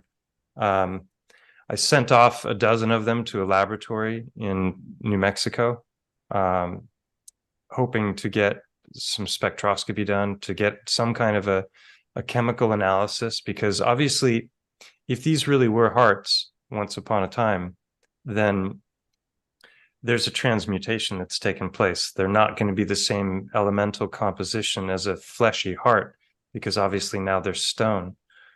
But there should be some kind of a correlation between a fleshy heart, and if you looked at the periodic table of a breakdown of these stones, you should find some elements that are very, very close, that it would be more than just happen chance. And so that was why I was hoping for a spectroscopic analysis. But what I got was a runaround. They were just parroting the mainstream narrative. They gave me no numbers whatsoever. They just spent a whole bunch of time talking about all of the different errors that I had made in my thinking and all the things that I should have done that I didn't do. And if they had just watched my videos, they would have realized that I had done a lot of those things, and I'd already addressed a lot of the subject matter. There's that twist, the spiral, the bottom. So yeah, I made a video called Paradigm Crushed about that. I had recordings of my initial phone conversation with the guys, and I had their conversation was also recorded. So I had 90 minutes of conversation, which I added visuals to, because for people who are laymen and don't know all the terminology for this kind of stuff, it might seem overwhelming to wrap your head around it. But I made it very easy to understand what they were saying, what they were claiming, and did what they claimed match what I was presenting and what I had done. And it's a very interesting dive into what happens when someone with an idea like this brushes up against mainstream thinkers that are, in a position of authority and are respected. So yeah, that was the Heartstone phenomenon. And then for the last year, I've really focused a lot on the subject of the great trees, because we talked a little bit about the stumps. I'm just going to show one bit here. Trees. Yeah, To me, I'm fascinated about the great trees now is, what about their root system and how do they connect, and what was the functionality of that related to volcanoes? And yeah, and I go into all of that with my chat. Oh, let me just show you, before I show you some, just, I don't know how much longer you guys want to go, but we can wrap up with some of the stuff on the big trees if you like. But I just wanted to show also some of the thumbnails of videos that I've done recently, because I've done a lot of live streams on this subject, and that's where a lot of the best information is, because it takes time to go through all of this information. Yeah. So this particular video is these are a bunch of examples that were sent to me by subscribers. So once people have seen these videos, like you, Bear, you might go down to the river bottom and you might spot something that looks a lot like a heart. And if you do, I made a Telegram group, Bio-Geology chat group, where people can share their finds. But some of the stuff people were sending me were far better than the things I was finding here. They were very fleshy and a lot of specific anatomical features in them. I've made many videos on, this is this is one yet to be made. That's going to be on the subject of instant petrification. But this idea that the trees are producing all of our elements, the whole periodic table is coming from the trees, is my best guess. There's a channel called Hangman 1128, and he's got the absolute best footage out there. I'll show a bit of photographs of it. And it's like 4K footage, and he's boots on the ground, and he shows that it's just amazing what he's presented.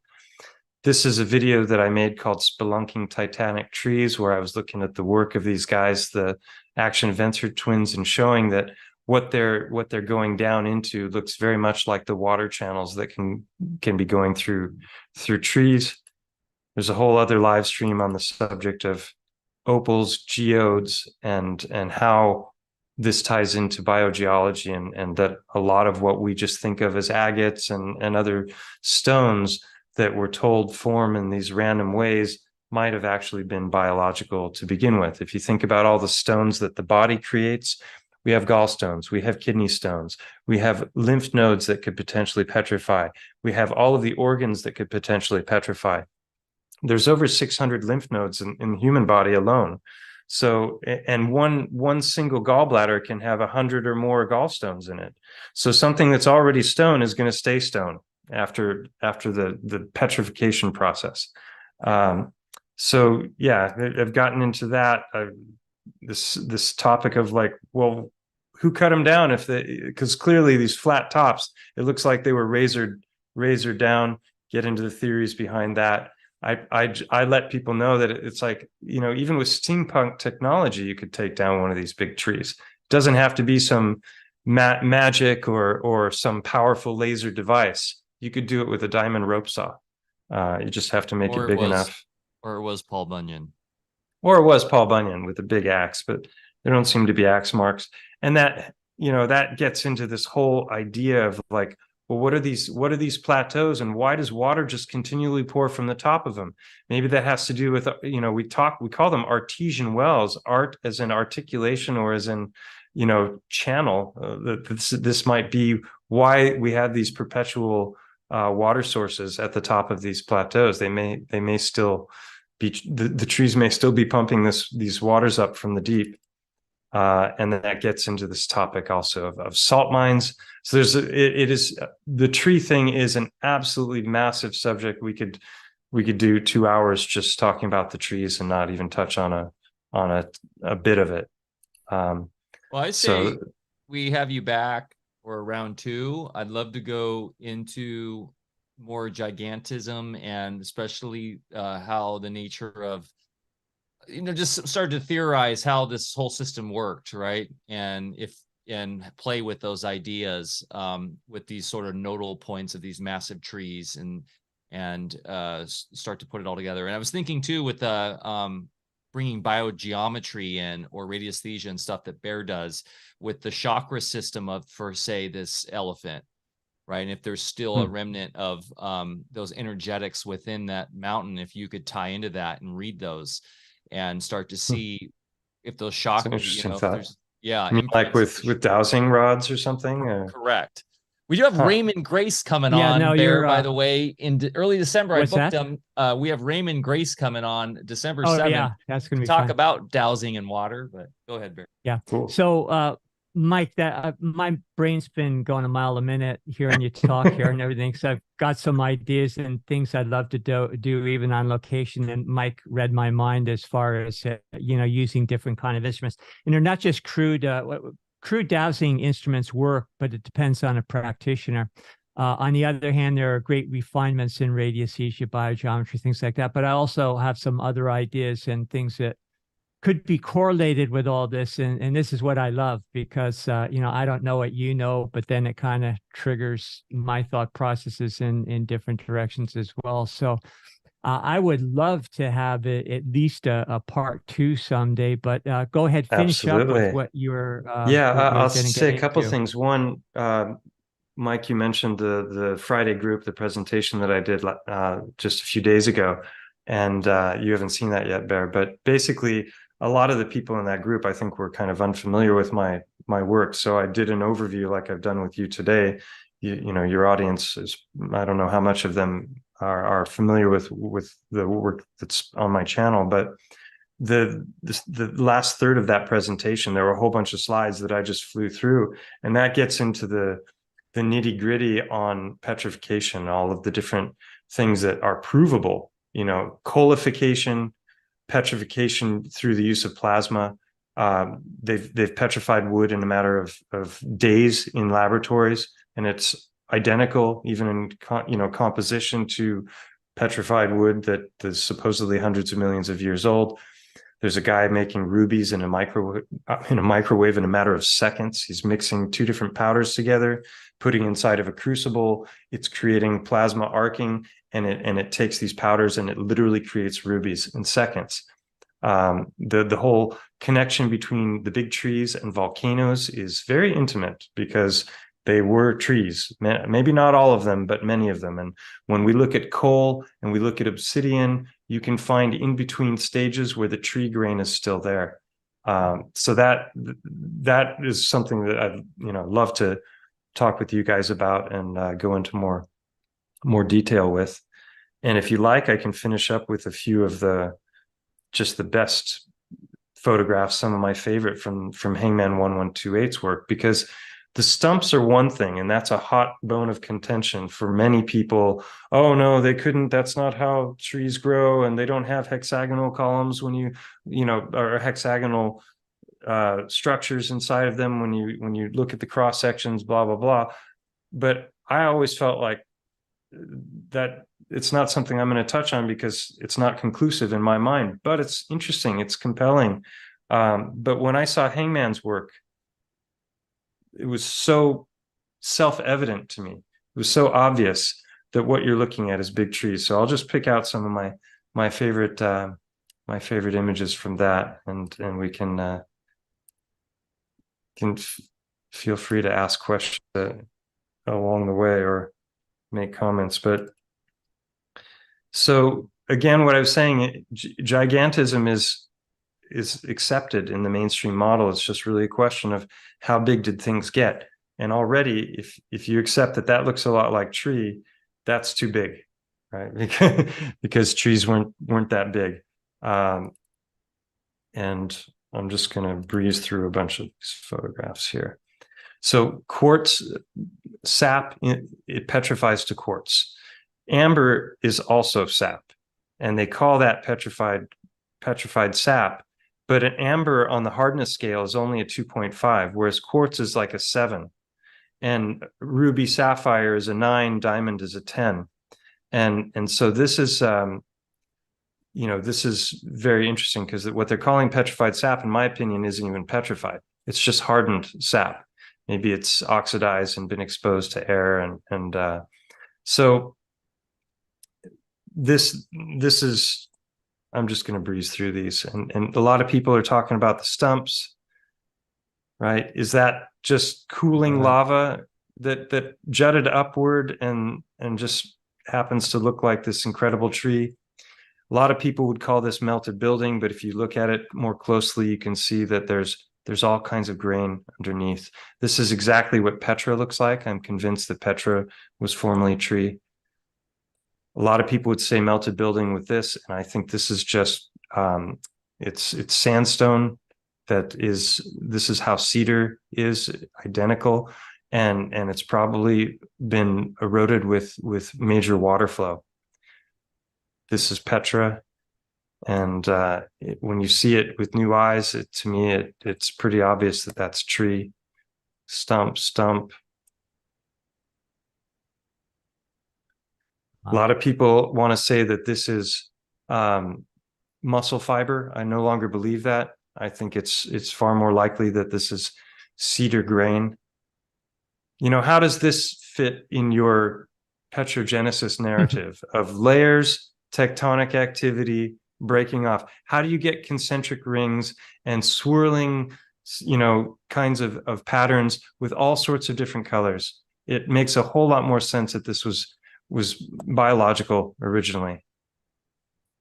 So if you look at the structure of tree, which I've got more, look at this. How does this form? You've got this Wow. thing, and then it That was does an this, amazing one. and then it does this. Like, how on earth does that form? According to mainstream geology, you'll get somebody that's coming up with some far-fetched answer.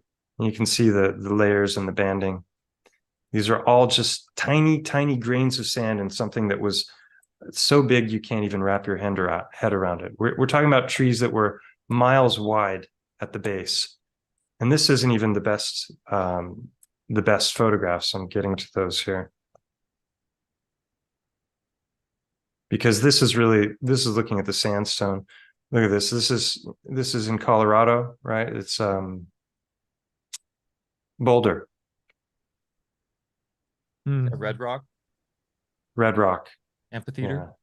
Yeah, that's what that place was. Is insane. Yeah, so they're in the wrong order, so I'm just gonna have to go one at a time here. So there are videos where Hangman has gone up. Hangman 1128 is the channel. Go to that channel and watch this footage. It's amazing. I'm just showing screenshots from it, but he'll pull off a section of this. And so you've got one section which is gray and oxidized and is fully stone. And then as you sweep to the right, it's darker and darker, and it's got all the original color of the wood grain. And it cleaves in the same fashion. And he'll pull off a piece and look and show that it's still fibrous inside. And it's just very undeniable in my opinion. But there are some very prominent members of the truther community that are denying it and saying that it's just what rocks do. It's just pareidolia. And when I see something like this, it to me, it's very obviously tree. And this particular folder that I'm in definitely opens up a whole other idea around the nature of the realm and how shrinking and growing. And I always trip out when I look at ants and wonder out their life is down being that small, and what life could have been if we were that small at one point. And it's like these thoughts you have as a little kid, right? About just different sizes. Who down in Whoville. Yeah. Horton, here's a who. Totally. This is clearly a knot of a tree. You can see the tree grain. Some of this stuff still has the color of the original wood in it. Yeah, I feel like I find rocks all day around here that I'm like, this has to be petrified wood. And they say, oh, that's just a rock. I mean, anywhere you go, I just find stuff like that. Oh, same here. Since we deal with rocks all day long when we're just clearing land and digging and everything else, we're just finding crazy stuff all the time and wondering, what the heck is that thing? And you want to hallucinate certain shapes and things into it. And, maybe there's more to it now that I'm definitely going to be keeping my eyes open for the heart-shaped ones, because I found or seen a lot of those in the past, but just figured it was just coincidental. Well, when you look at this, is what they're telling us is one of the biggest petrified trees in the world. Here's a petrified stump. This is an actual petrified forest. They used to be all over the place, and they harvested them. I've talked about this in a number of the videos. There's all kinds of old newspaper articles where they're talking about mining the petrified forests, where they were getting $15,000 of silver to the ton from the petrified trees. They were producing gold, they were producing silver, they were producing copper in huge amounts. But were they producing it, or did it transmute to those elements when the event happened? I think that's far more likely. I don't think that the world was such that the trees were growing and they were metallic. And I mean, it's possible, Avatar. But I think what's far more likely is that there was a transmutation of elements. This is looking at just regular petrified wood, and how big did those stumps get? That's an actual tree stump. Maybe that is too. And then you see stuff like this. What the heck is going on there? How does a volcano do that? Some suggest that there's a root structure under Devil's Tower, but if you think about the action adventure twins, it looks to me like they're going down these channels, and then there's little it goes off, and then they go off to the side, and then they go down again, and then they go off to the side. And there's no signs of any kind of water erosion that would have formed those fissures. This is one of my favorites. This is straight out of the work of Hangman. And we'll make sure we have the Hangman channel in the show notes below. This has been a phenomenal investigation into a whole new topic that's very new to Bear and I can't wait to watch more of your videos, Mike, and go deeper into this and have you back. It's been fun and honored to be invited. You guys are great. I've been watching your work now for a few years, and very high level stuff. And I've learned so much watching you. I didn't know about Walter Russell until I heard you guys go through some of his work, and now I own a couple of books and I've listened to some of his audiobooks, and it's just like, how are we not taught this stuff? Like, this is, in school, how interested would kids be in math if they knew about sacred geometry and all these things? It's just like my daughter is trying to finish up some courses, and she's doing algebra, and it's just like there's no connection to reality whatsoever, and she's never going to use any of that stuff, and it's just boring, and there's such better ways to teach it. Trauma-based indoctrination is what it is. Yeah, that's exactly what it is. The public indoctrination system. Yeah, Mike, this has been amazing. I have a lot to digest. I'm going to be watching a lot of stuff here, and when we have you back, hopefully I'll be able to ask some good intelligent questions, but this time I'm just kind of sitting back and taking it all in. So thank you. This has been amazing. My pleasure. Everybody go support Mike on his channel, youtube.com/stellium7. That's STELLIUM 7, which is in the show notes below. Go give him a like and a thumbs up. Smash those Rogans, please, guys.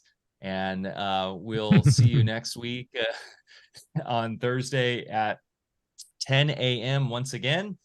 I don't know what we have on next week. I think it might be Amanda Vollmer. We'll see. That'd be fun. She's fantastic. Oh, actually, next week is Larkin Rose. To go into voluntarism and his new film that's come out finally, Jones Plantation film, and Larkin's great. So that'll for sure earn us a strike. Well, we won't bring up Flat Earth too around Larkin. He doesn't tend to. He's a globie. Well, just his normal subject matter will definitely get us censored one way or the other, but it'll be fun in either way. Toroid Earth. Bring that. Wait, you said what the state of Jefferson? You said at the very beginning. Correct. Where are you, Mike? I don't even know where you are. Larkin will definitely like that as well. So Bear and I are up here in the border of California and Oregon, where the state of Jefferson was a separatist movement in the 70s, with a few of the counties of NorCal and the counties of Southern Oregon came together as a separatist movement to create their own state. And that spirit still lives here and is deep embedded in the culture and the people here. And so that's why we open up the show with that, because we love it here for that purpose. Very agrarian. Cool. I thought it was a joke. I didn't realize there was an actual. Oh no, this Southern Oregon, Northern California is actually not what people would think of as California. And let's just say we will never be disarmed here. Right. Klamath Falls, that whole area up there, right? Isn't that? Oh no, is that? Klamath Falls is Southern Oregon. That's actually close to the Sky Lakes Wilderness, where I took my kids on an awesome backpacking trip last month. Rogue River? Rogue River, yep. Is that near you guys? That's up by us. I'm headed up that way right now, actually, Southern Oregon. Beautiful countryside. I was there as a kid camping. We have the Siskiyou Mountain Range here, which is the only east-west mountain range in the West Coast, I believe. Everything else is north-south, and it's like I was saying, it's very it's got a lot of serpentine, and it's a totally unique and different kind of mountain range than anywhere else. So I'm looking forward to exploring more of it with this mindset now to see what I find. So Yeah, let me know what you come across. Yeah. We're literally surrounded by mountains. So this is Mm. a great playground for us to go looking for behemoths and titan skulls and Yeah, stuff. dig into the hangman footage, because then you'll see he's not approaching it from this, the same perspective. He's got he's a very devout Christian perspective, which is great. And he's looking at it from the Bible's perspective, but he's very methodical in his coverage of it and showing all the different manifestations and all the different stages and how it all goes, how all the pieces fit together. And it's self-evident, in my opinion. Yeah, I look forward to seeing all of those. And this is also Bigfoot country, so you might even find some living fossils here. Cool. Indeed. Hey, thanks so much, guys. Thanks for watching today. We love you. Remember to get outside, get your feet in the dirt, go plant something, go hug a tree, maybe a really big tree that you think's a rock that's actually a tree. And we'll see you next week with Larkin. Till then, love you guys. Ciao. Bye.